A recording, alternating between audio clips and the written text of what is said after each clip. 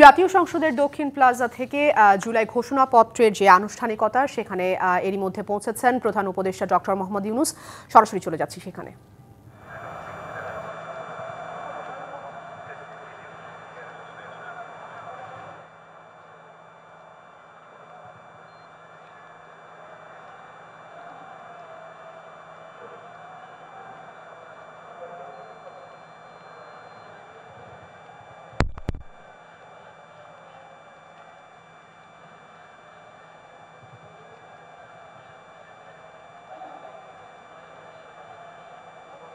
সম্মানিত সুধীমণ্ডলী, মঞ্চে উপবিষ্ট হয়েছেন মাননীয় প্রধান উপদেষ্টা এবং অন্যান্য রাজনৈতিক দলের শীর্ষস্থানীয় নেতৃবৃন্দ।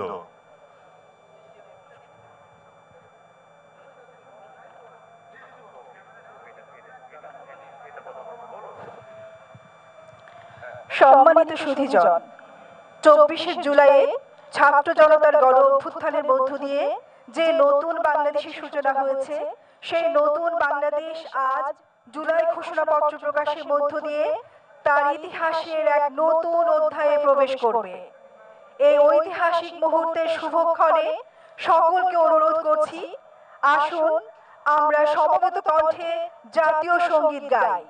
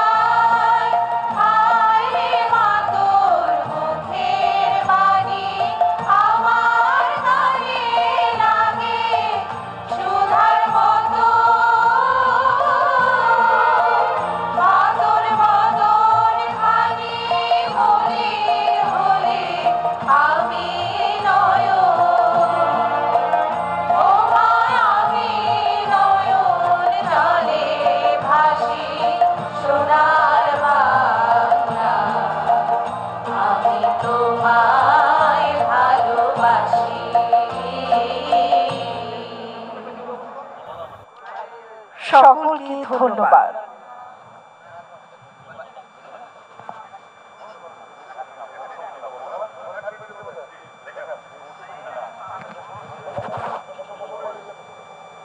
সম্মানিত নাগরিকবৃন্দ, আমরা জানি জুলাই গণ অভ্যুত্থান শত শত ছাত্র জনতার আত্মদানের ফসল। আমরা তাদের আত্মার মাগফিরাত কামনা করি। সেই শাহাদাত বরণকারী শহীদের স্মরণে সবাইকে দাঁড়িয়ে 1 মিনিট নীরবতা পালনের জন্য অনুরোধ করছি।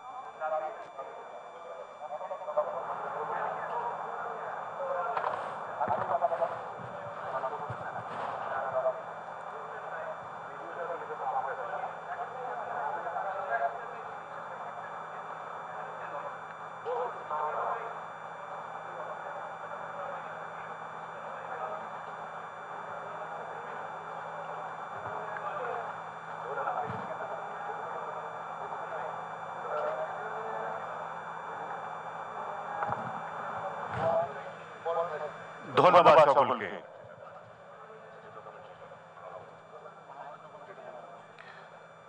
সম্মানিত সুধীবৃন্দ, এবারে জুলাই ঘোষণাপত্র পাঠের মূল অনুষ্ঠান শুরুর আগে আমরা একটি প্রামাণ্যচিত্র দেখব। 2024-এর জুলাইয়ে যারা মাথা তুলে বুক চিতিয়ে লড়াই করেছেন এবং ভয়াবহভাবে আহত হয়ে দুর্বিষহ জীবনযাপন করছেন, তাদেরই একজন মাহবুবুল। দেখুন জুলাই যোদ্ধা মাহবুবুলকে নিয়ে নির্মিত প্রামাণ্যচিত্র জুলাই বীরগাথা।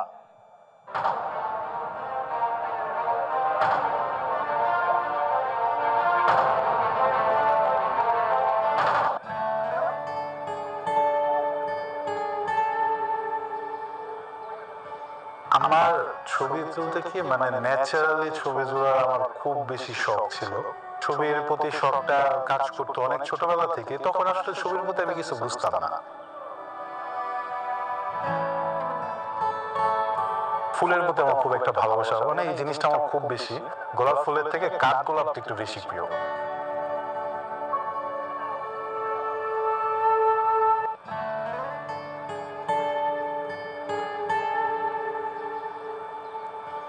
আমার ছবি তুলতে কি ন্যাচারালি ছবি তোলার আমার খুব বেশি শখ ছিল।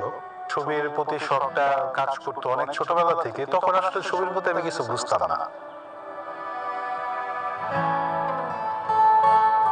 ফুলের প্রতি আমার খুব একটা ভালোবাসা, এই জিনিসটা আমার খুব বেশি।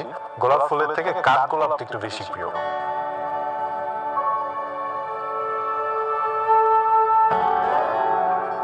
এটা আপনার 1:30টা কি 2টার মাঝামাঝি সময় বিশাল একটা মিছিল চাষারা রাউন্ড দিচ্ছিল।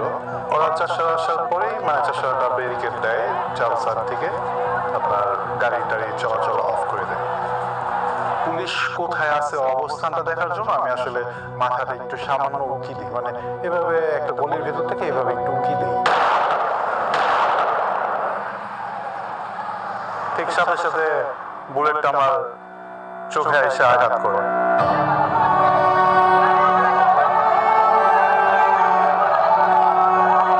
চোখ দিয়ে রক্ত মনে হয় কি গরু কাটলে যেরকম না ওরকম ওর ইটা হইতেছে। হওয়ার পরে ওই দেখে আমি আর মাথা কোনো আমি রাখতেছি না। ও শুধু আমাকে বললো যে আম্মু আমাকে মাফ করে দিও।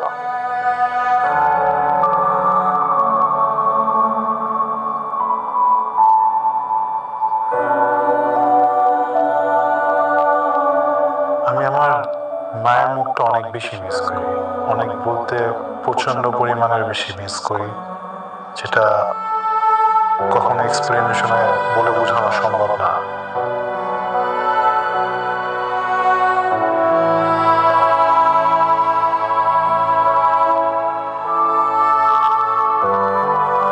হয়তোবা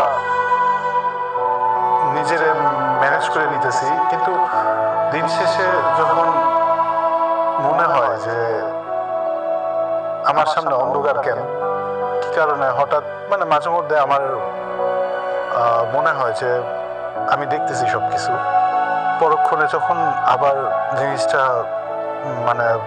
শেষ হয়ে যায়, কালো অন্ধকারটা চোখের সামনে ফুটে ওঠে, তখন রাত্রে যখন ঘুমাতে যায় ঘুম হয় না, তো তাকাই থাকে, মানে চোখ বন্ধ করে। আর আব্বু বলে কি চোখ বন্ধ করে থাকলে ঘুম আসবে। আমি যখন চোখটা বন্ধ করি তখন মনে হয় কি যে মা বাবা তো দিনটা 24 ঘন্টা এই অন্ধকারের ভিতরে কাটায়।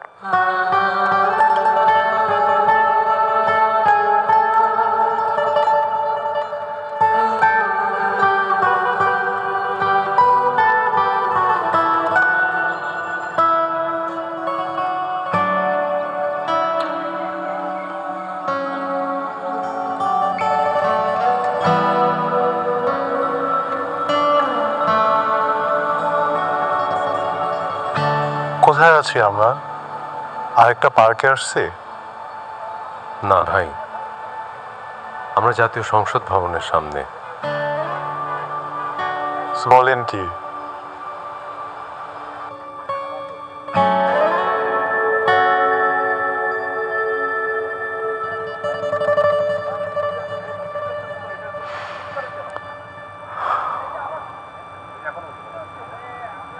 সামনে তো নির্বাচন, যেদিন অধিবেশন বসবে সেদিন যদি একটু আসতে পারতাম। আমি তো আর দেখতে পাবো না, যদি একটু কানেও শুনতে পারতাম ওনারা কি নিয়ে কথা বলছে।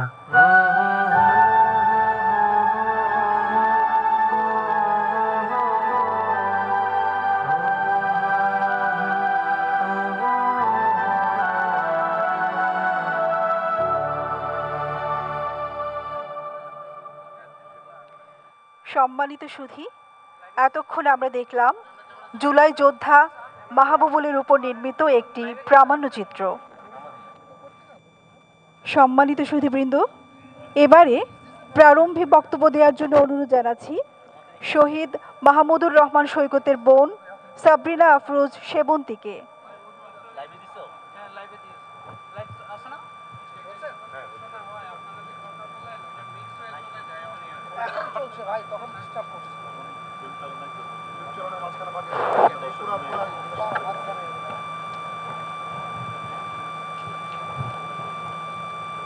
প্রিয় দেশবাসী, আসসালামু আলাইকুম। জুলাই গণঅভ্যুত্থানের 1 বছর পূর্তি উপলক্ষে এক ঐতিহাসিক সমাবেশে আমরা একত্রিত হয়েছি। 1 বছর আগে এই দিনে একটি স্বৈরাচারী ফ্যাসিস্ট সরকারের পতন হয়েছিল এবং তৎকালীন অবৈধভাবে নির্বাচিত সরকার প্রধান পদত্যাগ করে দেশ থেকে পালিয়ে যেতে বাধ্য হয়েছিল। বাংলাদেশে যার নজির ইতিপূর্বে দেখা যায়নি। এই অভূতপূর্ব গণ অভ্যুত্থান আমাদেরকে অর্জন করতে হয়েছে বহু ত্যাগের বিনিময়ে। আমার ভাই শহীদ মাহমুদুর রহমান সৈকত সহ আমার সকল শহীদ ভাই বোনদের আমি গভীর শ্রদ্ধার সঙ্গে স্মরণ করছি। আন্দোলনের সময় গত 19 জুলাই রাজধানীর মোহাম্মদপুরের নূরজাহান রোডে সরকারি প্রাথমিক বিদ্যালয়ের সামনের সড়কে স্বৈরাচারী বাহিনীর গুলি আমার ভাইয়ের প্রাণ কেড়ে নেয়। আমার ভাই সকল শহীদ ভাইয়ের প্রাণের বিনিময়ে আজ আমি মুক্ত স্বাধীন বাংলাদেশে আপনাদের সামনে কথা বলছি। 19 জুলাই আমার পরিবার যখন আমার ভাইয়ের লাশ শহীদ সোহরাওয়ার্দী মেডিকেল কলেজ হাসপাতালের মর্গে পায়, তখন দেখা যায় তার মাথায় ছিল রক্তাক্ত ব্যান্ডেজ। মৃত্যুর কারণ হিসেবে লেখা ছিল গানশট। এই গানশট শুধু আমার ভাইয়ের মাথায় নয়, আমার পুরো পরিবারের মাথায় লেগেছিল, বাংলাদেশের হৃদয়ে লেগেছিল। আমার ভাইয়ের উচ্চতা ছিল 6 ফুট 2 ইঞ্চি। আমার বাবা সবসময় আমার ভাইয়ের উচ্চতা নিয়ে গর্ব করতেন, অথচ সেই উচ্চতায় আমাদের সকলের জন্য কাল হয়ে দাঁড়ালো। গুলি এসে ছিদ্র করে দিয়ে চলে গেল আমার ভাইয়ের মাথা। কিন্তু আমি, আমার পরিবার যখন দেখি আজ আমরা পুরো দেশের পরিবার হয়ে গেছি, তখন আমরা কিছুটা স্বস্তি বোধ করি। দেশের ভবিষ্যৎ নিয়ে আশাবাদী হয়ে উঠি। দেশের ভবিষ্যৎ যখন সম্পূর্ণ অন্ধকারাচ্ছন্ন মনে হচ্ছিল, সামনে কোনো আলোর দিশারি খুঁজে পাওয়া যাচ্ছিল না, তখন এই সফল গণ অভ্যুত্থানই আমাদেরকে আবার নতুন বাংলাদেশ গড়ার স্বপ্ন দেখালো। সেই স্বপ্ন বাস্তবায়নের পথে আমরা যেন কিছুতেই লক্ষ্যচ্যুত না হই। জনগণের রাষ্ট্রকে আমরা যেন আবার জনগণের কাছে ফিরিয়ে দিতে পারি। জুলাই গণ অভ্যুত্থানের মূল আকাঙ্ক্ষা ছিল আমরা যেন একটি কার্যকর গণতান্ত্রিক শাসন ব্যবস্থা প্রবর্তন করতে পারি, যার মাধ্যমে একটি শোষণমুক্ত, বৈষম্যহীন, ন্যায্য ও মূল্যবোধ সম্পন্ন সামাজিক ও রাজনৈতিক বন্দোবস্ত প্রতিষ্ঠিত হবে, যেখানে মানবাধিকার ও চিন্তার স্বাধীনতা সুপ্রতিষ্ঠিত থাকবে, যে ব্যবস্থা বর্তমান ও আগামী প্রজন্মের আশা আকাঙ্ক্ষা ধারণ করবে। আমাদের সামনের পথ নিষ্কণ্টক নয়। নানা ষড়যন্ত্র ও বাধা বিপত্তির সম্মুখীন হতে পারি আমরা। তাই রাজনৈতিক মতাদর্শের ভিন্নতা সত্ত্বেও, ধর্ম, বর্ণ, শ্রেণী, পেশা নির্বিশেষে আমরা যেন জুলাই ২৪ এর অভ্যুত্থানের সপক্ষের সকল শক্তির ঐক্য ধরে রাখতে পারি। আজকের এই আয়োজন সেই ঐক্যেরই প্রতীক।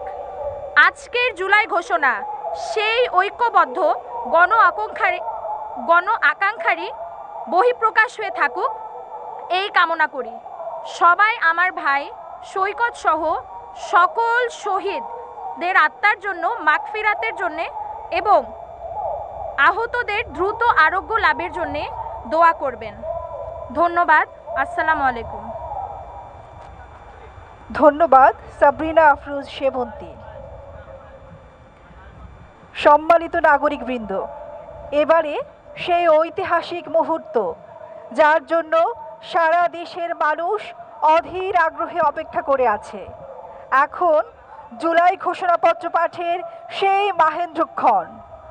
2024-এর গণ অভ্যুত্থান পরবর্তী এদেশের আপামর ছাত্র জনতার বহু কাঙ্ক্ষিত জুলাই ঘোষণাপত্র পাঠ করার জন্য বাংলাদেশ সরকারের মাননীয় প্রধান উপদেষ্টা ডক্টর মোহাম্মদ ইউনূস মহোদয়কে বিনীত অনুরোধ জানাচ্ছি।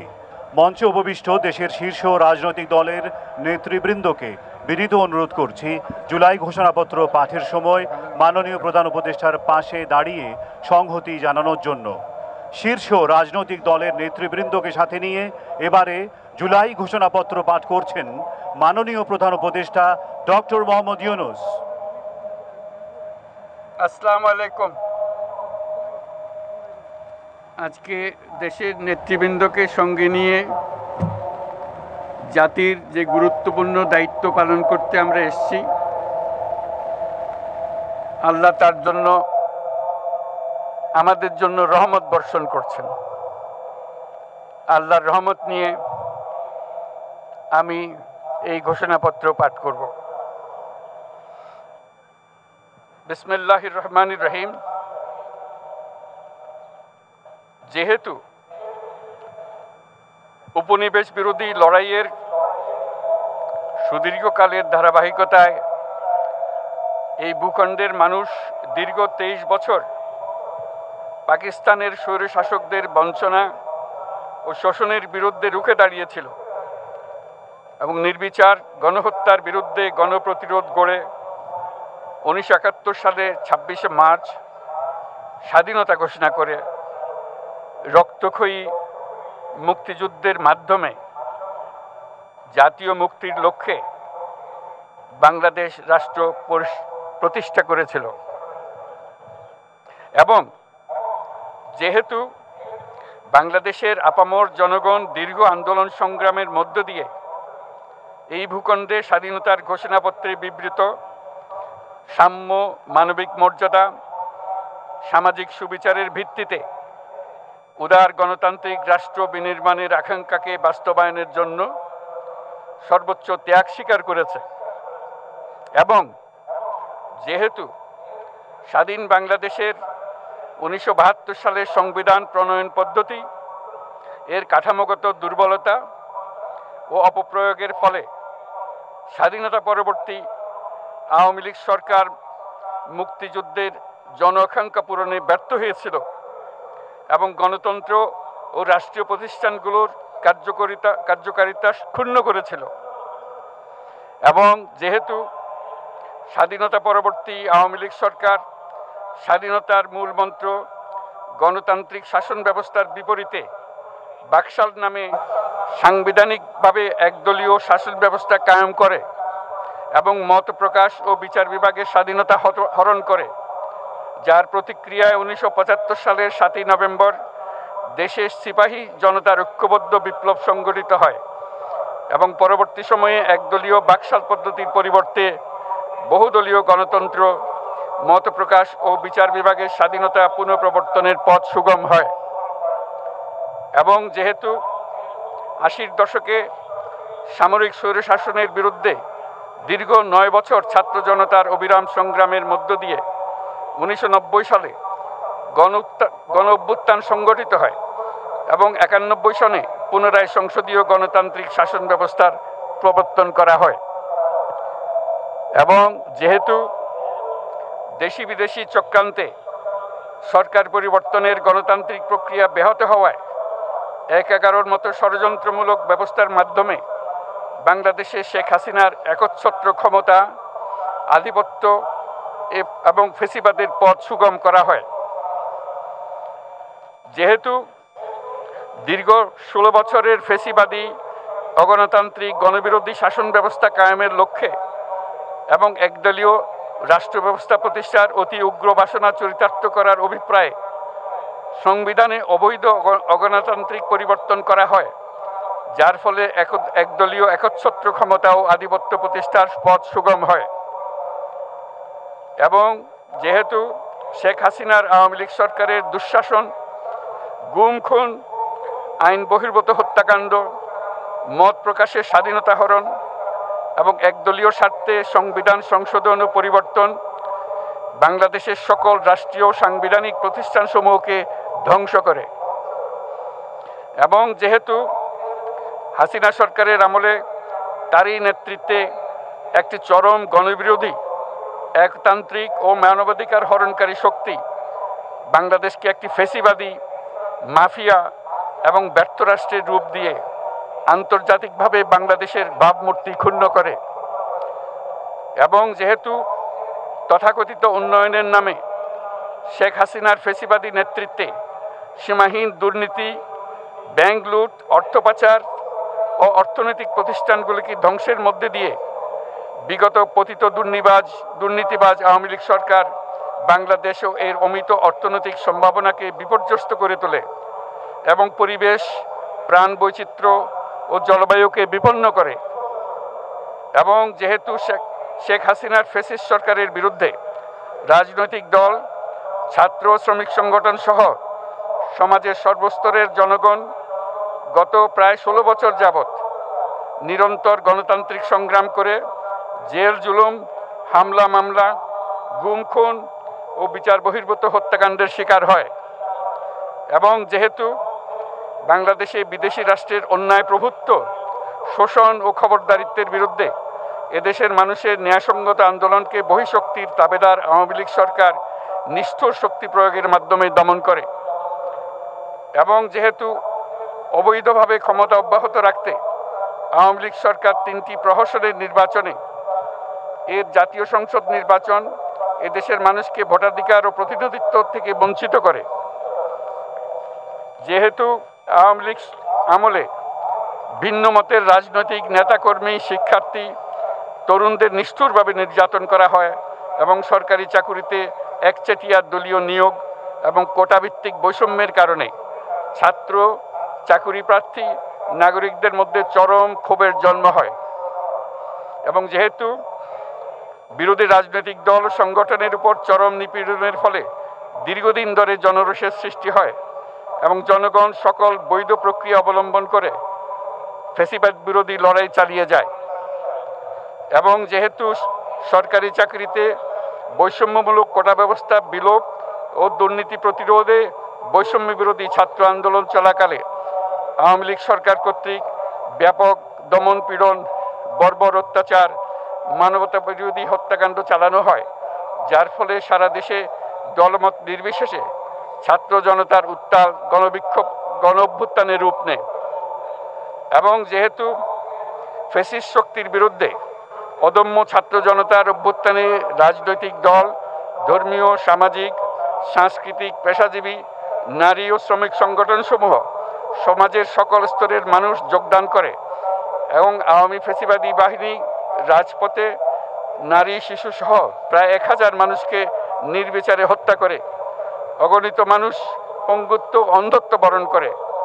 আন্দোলনের চূড়ান্ত পর্যায়ে সামরিক বাহিনীর সদস্যগণ জনগণের গণতান্ত্রিক লড়াইকে সমর্থন প্রদান করে এবং যেহেতু অবৈধ শেখ হাসিনা সরকার পতন, ফ্যাসিবাদী ব্যবস্থার বিলোপ এবং নতুন রাজনৈতিক বন্দোবস্তের লক্ষ্যে বৈষম্য বিরোধী ছাত্র আন্দোলনের ডাকে জনগণ অসহযোগ আন্দোলন শুরু করে, পরবর্তী সময়ে 5ই আগস্ট ঢাকা অভিমুখে লং মার্চ পরিচালনা করে এবং ফ্যাসিবাদ বিরোধী আন্দোলনরত সকল রাজনৈতিক দল, ছাত্র জনতা তথা সর্বস্তরের সকল শ্রেণীর, পেশার, আপামর জনসাধারণ তীব্র আন্দোলনের চূড়ান্ত পর্যায়ে গণভবনমুখী জনতার উত্তাল যাত্রার মুখে ফ্যাসিস্ট হাসিনা 5ই আগস্ট 2024 তারিখে পদত্যাগ করে দেশ ছেড়ে পালিয়ে যেতে বাধ্য হয় এবং যেহেতু বাংলাদেশের রাজনৈতিক ও সাংবিধানিক সংকট মোকাবেলায় গণঅভ্যুত্থানের মধ্য দিয়ে ব্যক্ত জনগণের সার্বভৌমত্বের প্রত্যয় ও প্রয়োগ রাজনৈতিক ও আইনি উভয় দিক থেকে যুক্তিসঙ্গত, বৈধ ও আন্তর্জাতিকভাবে স্বীকৃত এবং যেহেতু জনগণের দাবি অনুযায়ী এরপর অবৈধ দ্বাদশ জাতীয় সংসদ ভেঙে দেওয়া হয় এবং সংবিধানের 106 অনুচ্ছেদ অনুসারে সুপ্রিম কোর্টের মতামতের আলোকে সাংবিধানিকভাবে ডক্টর মোহাম্মদ ইউনূসের নেতৃত্বে 8ই আগস্ট 2024 তারিখে একটি অন্তর্বর্তীকালীন সরকার গঠন করা হয় এবং যেহেতু বাংলাদেশের সর্বস্তরের জনগণের ফ্যাসিবাদ বিরোধী তীব্র আকাঙ্ক্ষা এবং ছাত্র জনতার অভ্যুত্থানের মধ্য দিয়ে ফ্যাসিবাদ, বৈষম্য, দুর্নীতিমুক্ত সমাজ ও রাষ্ট্র বিনির্মাণের অভিপ্রায় প্রকাশিত হয়,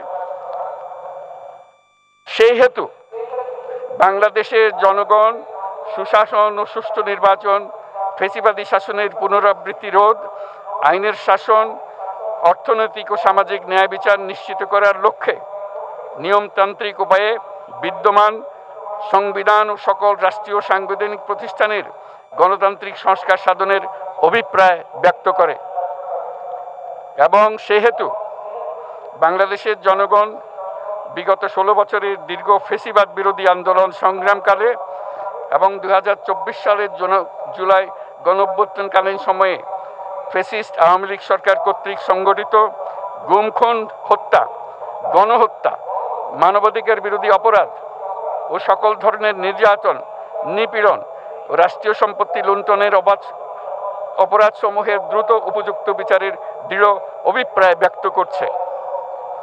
সেহেতু বাংলাদেশের জনগণ জুলাই জনগণের সকল শহীদদের জাতীয় বীর হিসেবে ঘোষণা করে শহীদদের পরিবার, আহত যোদ্ধা এবং আন্দোলনকারী ছাত্র জনতাকে প্রয়োজনীয় সকল আইনি সুরক্ষা দেওয়ার অভিপ্রায় ব্যক্ত করেছে এবং সেহেতু বাংলাদেশের জনগণ যুক্তিসঙ্গত সময়ে আয়োজিতব্য অবাধ ও সুষ্ঠু ও নিরপেক্ষ একটি নির্বাচনের মাধ্যমে গঠিত জাতীয় সংসদে প্রতিশ্রুত প্রয়োজনীয় সাংবিধানিক সংস্কারের মাধ্যমে দেশের মানুষের প্রত্যাশা, বিশেষত তরুণ প্রজন্মের আকাঙ্ক্ষা অনুযায়ী আইনের শাসন ও মানবাধিকার, দুর্নীতি, শোষণমুক্ত, বৈষম্যহীন ও মূল্যবোধ সম্পন্ন সমাজ এবং গণতান্ত্রিক রাষ্ট্র ব্যবস্থা প্রতিষ্ঠার অভিপ্রায় ব্যক্ত করেছে এবং সেহেতু বাংলাদেশের জনগণ এই প্রত্যাশা ব্যক্ত করছে যে একটি পরিবেশ ও জলবায়ু সহিষ্ণু, অন্তর্ভুক্তিমূলক, টেকসই উন্নয়ন কৌশলের মাধ্যমে বর্তমান ও ভবিষ্যৎ প্রজন্মের অধিকার সংরক্ষিত হবে এবং সেহেতু বাংলাদেশের জনগণ এই অভিপ্রায় ব্যক্ত করছে যে ছাত্র গণঅভ্যুত্থানের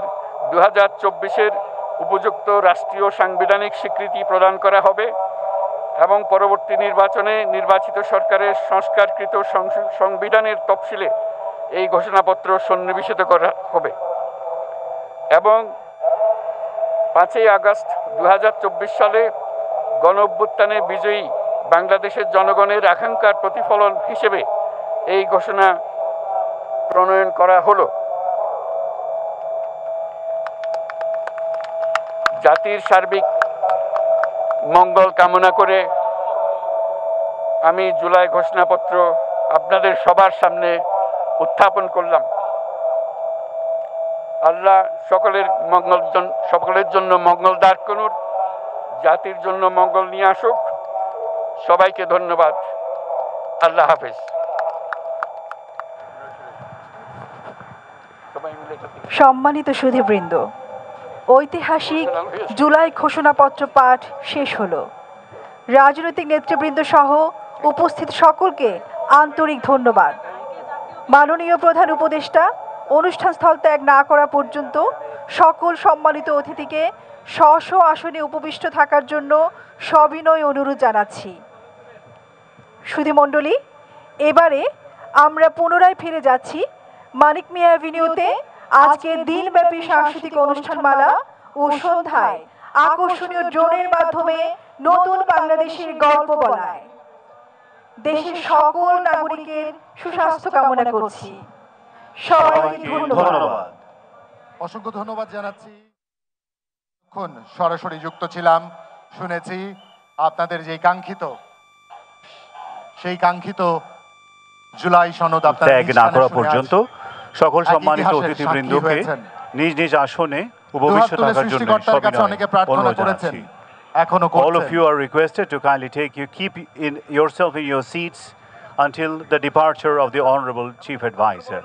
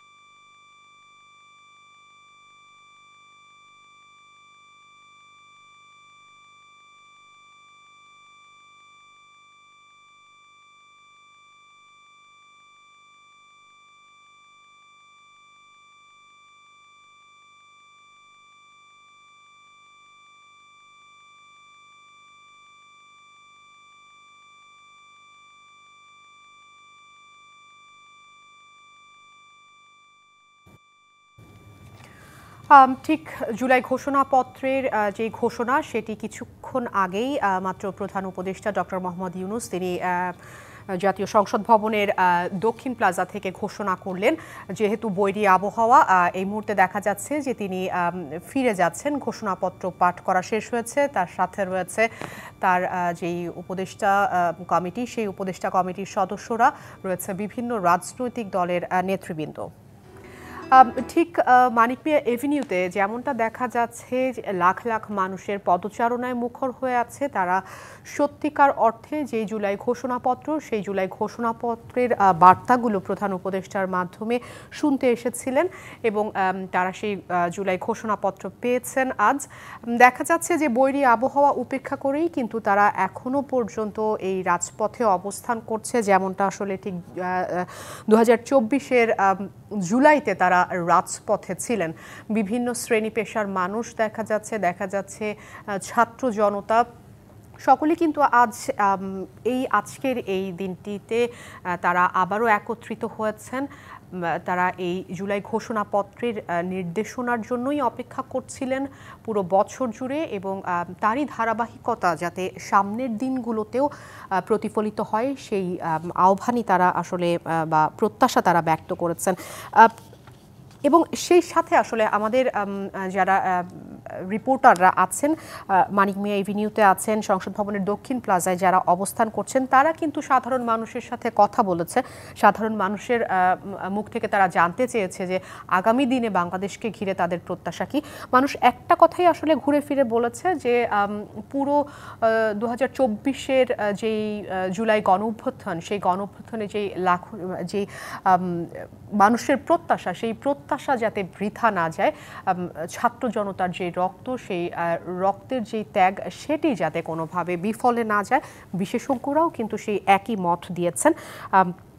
একটি সুন্দর প্রত্যাশিত আগামীর বাংলাদেশই কিন্তু সাধারণ মানুষ আসলে দেখতে চায়, এমনটি তাদেরকে বারবার জানিয়েছেন। একটু জানিয়ে দিতে চাই, আজ রাতেই কিন্তু প্রধান উপদেষ্টা ডক্টর মোহাম্মদ ইউনূস তিনি জাতির উদ্দেশ্যে ভাষণ দেবেন। পরবর্তীতে কিন্তু সেই ভাষণের অপেক্ষায় সাধারণ মানুষ আছে। তারা আসলে জানতে চায় যে ঠিক রাতে প্রধান উপদেষ্টা ডক্টর মোহাম্মদ ইউনূস সেই জাতির উদ্দেশ্যে ভাষণ দেবেন, সেই ভাষণ থেকে আসলে আরও নতুন কোনো বার্তা আসে কিনা সাধারণ মানুষের জন্য বা দেশের আপামর জনতার জন্য। এরই মধ্যে আমি আরও একটু জানিয়ে রাখতে চাই যে জুলাই অভ্যুত্থান দিবস উপলক্ষে ঢাকা জেলা প্রশাসন আয়োজিত অনুষ্ঠানে ভিডিও বার্তা দিয়েছিলেন প্রধান উপদেষ্টা ডক্টর মোহাম্মদ ইউনূস। তিনি যেটি আসলে সাধারণ মানুষকে বলেছেন, সেই তার ভিডিও বার্তায় মানুষের বুকে গুলি চালিয়ে ফ্যাসিবাদী সরকার ক্ষমতা ধরে রাখতে চেয়েছিল এবং ছাত্র জনতা রক্ত দিয়ে 2024-এ কিন্তু সেই দুঃশাসনের অবসান ঘটিয়েছে। তিনি বারবারই বোঝাতে চেয়েছেন, সেই ত্যাগের কথা তিনি স্মরণ করেছেন।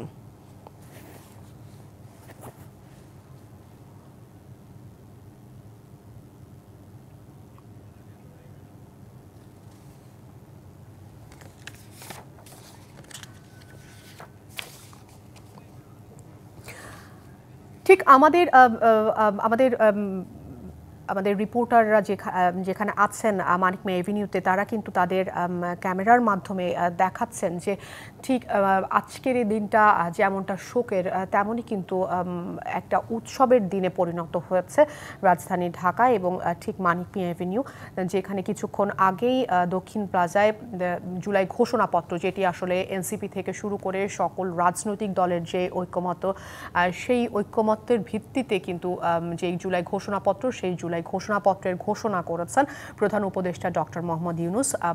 এবং সেই ঘোষণাপত্র শোনার জন্যই কিন্তু সকাল থেকে আজকের যেই বৃষ্টি স্নাত একটি দিন, সেই বৃষ্টি উপেক্ষা করেই ঠিক মানিক মিয়া এভিনিউতে জড়ো হয়েছে এবং ঢাকার বাইরে থেকেও বিভিন্ন জেলা থেকেও সাধারণ মানুষ এসছে আজকের এই ঘোষণাপত্র তারা শুনবেন এবং আজকের এই দিনটিকে স্মরণ করে রাখবেন।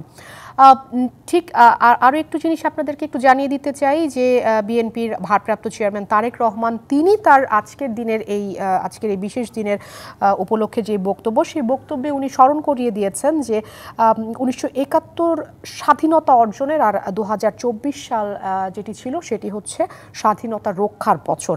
তো তিনি যেটি বারবারই বলেছেন যে ছাত্র জনতার অভ্যুত্থানে ফ্যাসিস্ট পালানোর যেই ঘটনা, সেটি যাতে কোনোভাবেই বৃথা না যায় এবং তিনি এটিও উল্লেখ করেছেন যে ছাত্র জনতার অভ্যুত্থানে ফ্যাসিস্ট পালানোর পর বাংলাদেশ রাহুমুক্ত হয়েছে।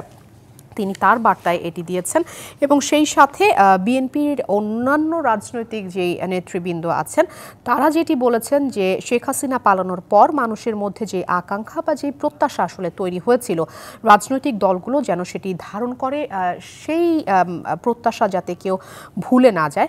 বা জুলাই অভ্যুত্থানের বর্ষপূর্তি উপলক্ষে তারা বারবারই বলেছেন যে যেই শহীদের রক্তের বিনিময়ে আসলে এই জুলাই গণঅভ্যুত্থান করা সম্ভব হয়েছে, সেটি যাতে কোনোভাবে বৃথা না যায়, সেই চেতনা বা সেই প্রত্যাশাকে ধারণ করে সামনের দিনগুলো জুলাই ঘোষণাপত্রের দিক নির্দেশনা অনুযায়ী যাতে সামনের দিনগুলোতে বাংলাদেশকে এগিয়ে নেওয়া যায়।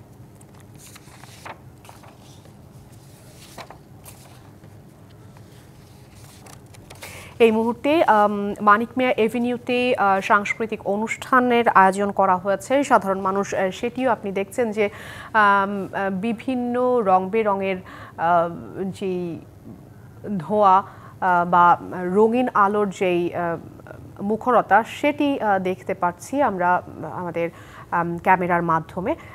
আজকের এই দিনটিকে সাধারণ মানুষ আসলে নিজেদের মতো করে উদযাপন করছে।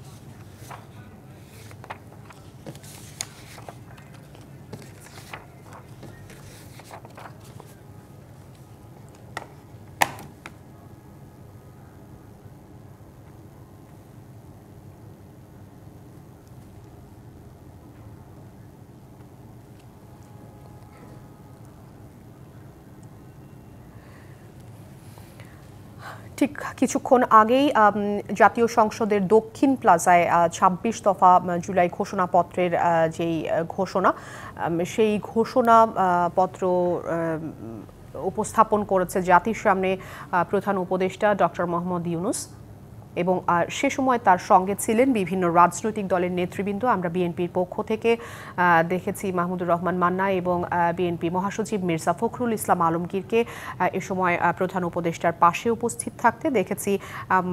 ছাত্র জনতার যে রাজনৈতিক দল, বৈষম্য বিরোধী ছাত্র আন্দোলনে যাদের আসলে অগ্রণী ভূমিকা ছিল, এনসিপির নেতাদের সে সময় আমরা উপদেষ্টার পাশে দাঁড়িয়ে থেকে জুলাই ঘোষণাপত্রের যেই ঘোষণাটি হয়েছে সে ব্যাপারে আসলে তারা দাঁড়িয়ে তাদের সম্মতি প্রকাশ করেছে।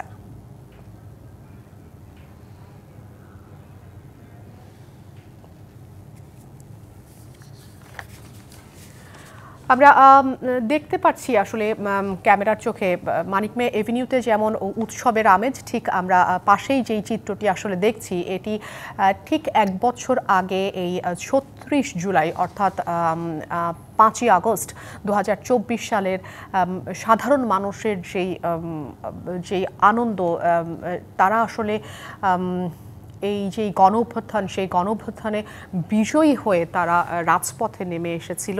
তারা সেই রাজপথে দাঁড়িয়েই তাদের যে উদযাপন, তাদের যে আনন্দ, জাতীয় পতাকা নাড়িয়ে কেউ সবাই কিন্তু আসলে যে যার মতো করে উদযাপন করেছে। আমরা ঠিক এক বছর আগের এবং এক বছর পরের যেই ছবি সেটি ক্যামেরার মাধ্যমে আপনাদেরকে দেখানোর চেষ্টা করছি।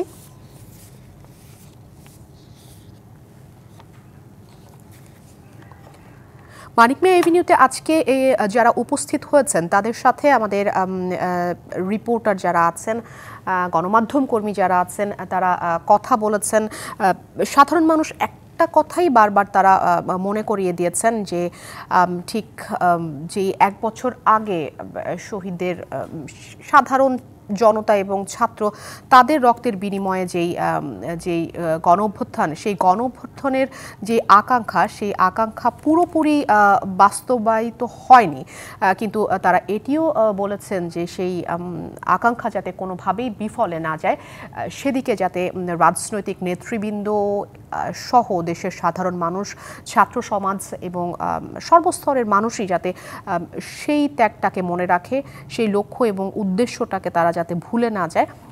একটি আগামীতে সুন্দর বাংলাদেশ যাতে সকলে মিলে করতে পারে, সেই প্রত্যয় থেকেই কিন্তু তারা আজকের এই ঘোষণাপত্রের যেই বার্তাটি প্রধান উপদেষ্টার কাছ থেকে পেয়েছেন, সেই আলোকে সামনের দিকে তারা এগিয়ে যেতে চান।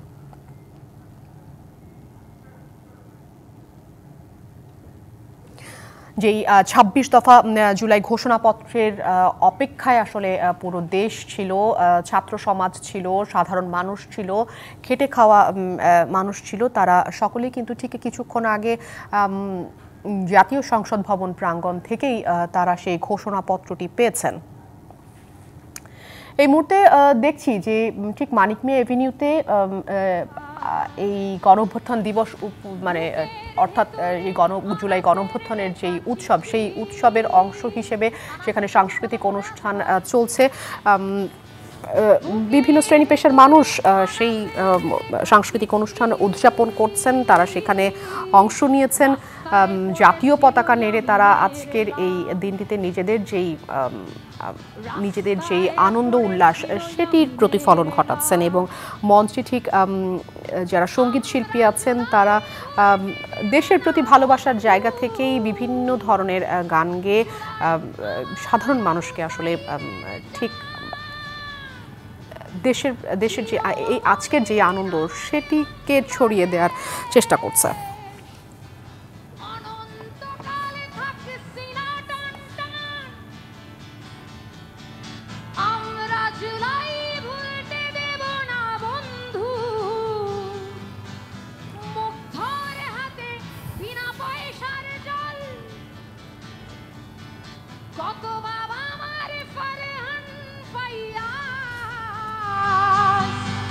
কত বাবা মার ছিল শেষে সম্বল, জুলাই ভিজেছে আমার মেয়ের রক্তে, স্লোগান দিয়েই নাইমা মরেছে ঘরে, স্বর্গের ছাদে খেলা করে রিয়া গো, ওই যে নাফিস রিক্সা পালকি চড়ে, দেখো নাফিস যাচ্ছে রিক্সা পালকি চড়ে,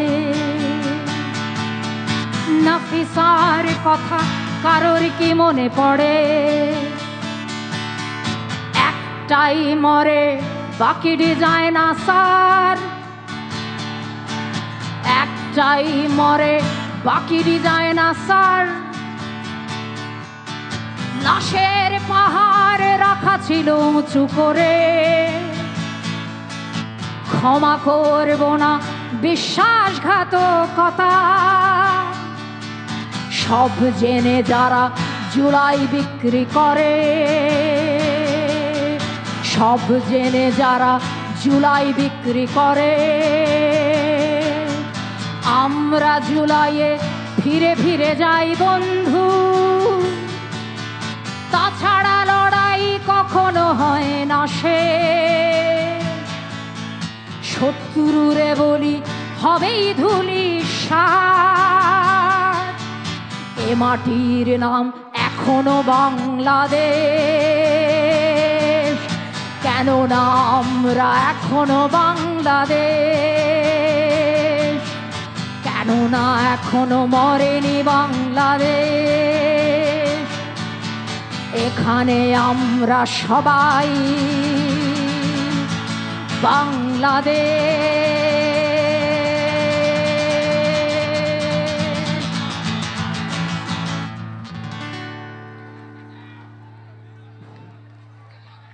আমি কি গান নাবা শেষ করবো না আরেকটা?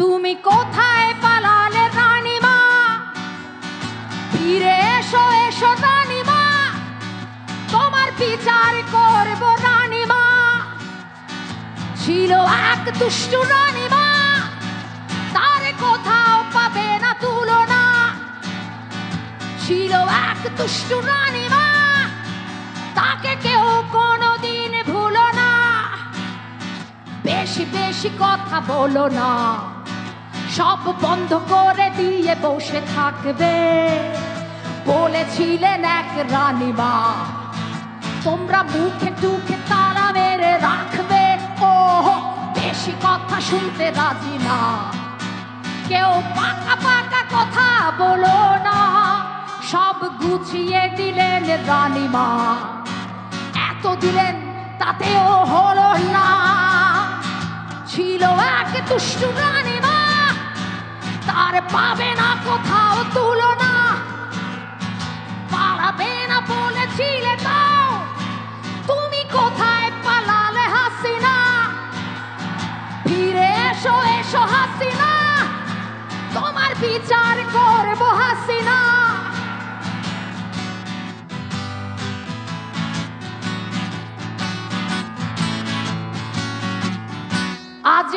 অভাব বলে তো কিছু নাই, তবু আমাদের কেন এত চাই?